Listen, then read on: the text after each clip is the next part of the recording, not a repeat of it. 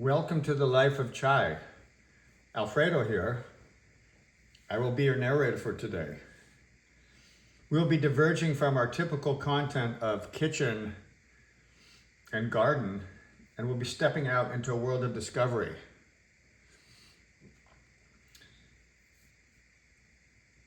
As we explore the Masonic Temple of Yakima.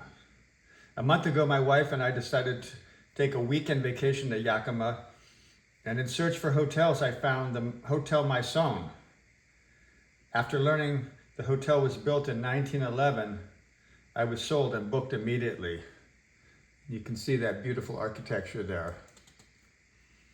Upon arrival, we quickly learned that this 1911 hotel was built originally as a Masonic temple. The exterior design was done in what is known as a French Second Empire style, while the interior of the temple, which we'll see in a minute, was designed based on contemporary knowledge of King Solomon's temple at Jerusalem. Wow.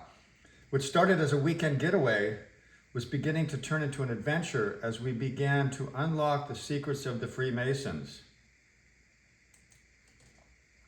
As we begin our ascent from the ground floor to the temple on the 6th floor, we notice the stairway railing detail.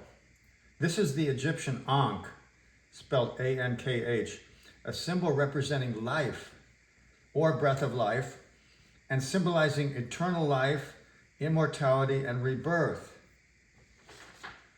Here we begin to get a glimpse into the life and thoughts of these Freemasons. This T-shaped cross with a loop on the top was carried by gods, given to pharaohs, and used in tombs to signify power over life and the afterlife, connecting earthly existence with eternity.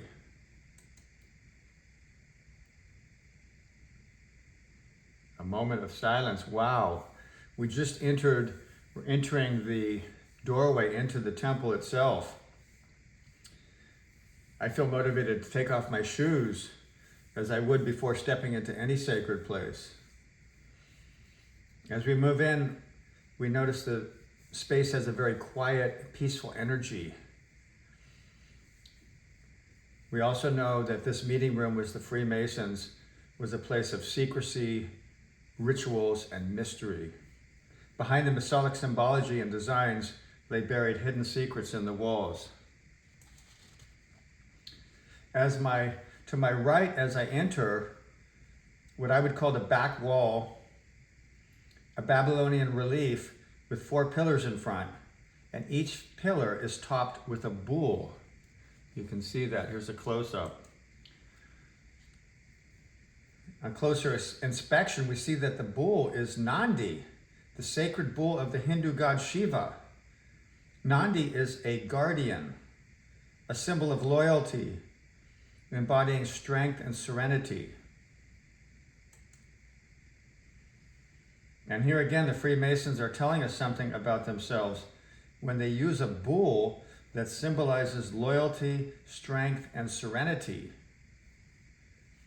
Statues of Nandi are often found in Shiva temples and are also said to embody sexual energy and fertility.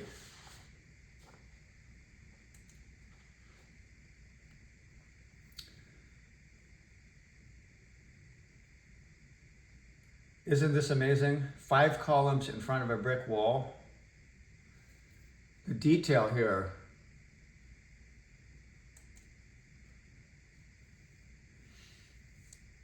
In a moment, we'll take a closer look at those 5 symbols at the bottom of this photo. But first, look at that wall. The detail on the lighting. And on the top of those 3 columns, a double bull. Again, pretty amazing. So looking at those reliefs at the bottom, the first one we see, what is known as the first relief is a gavel and gauge. I would call it a hammer and ruler, but this symbolized the first step in becoming a Freemason. And obviously Masons would build, they're builders, so there you have the hammer and the ruler. The second symbol, the Star of David, Third symbol is that Ankh. There it is again, the Ankh. Combined with a square. Like many aspects of Freemasonry, the precise origins of these symbols are unknown. However, in this case, it is thought to have roots in the medieval stonemasons guilds. This one's a little scary for me. This fourth relief features a cross overlaid with the scales of justice, suggesting a connection of judicial, religious, or some kind of legal context. The last one, we have a square and a compass. Again, primary symbols of the Freemasons remind us of one of the master builders dating back, Hiram Abiff, one of the master architects and craftsmen for King Solomon's temple.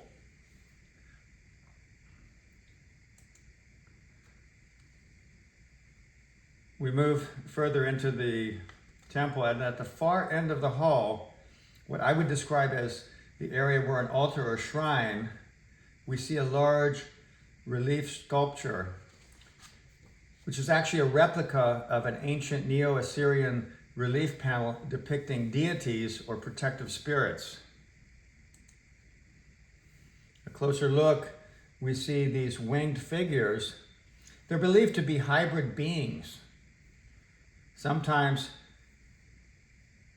designed with eagle heads, in this case not, but sometimes you'll see with the eagle head and a human body, and they're associated with divine wisdom and protection, serving to guard the king and his palace.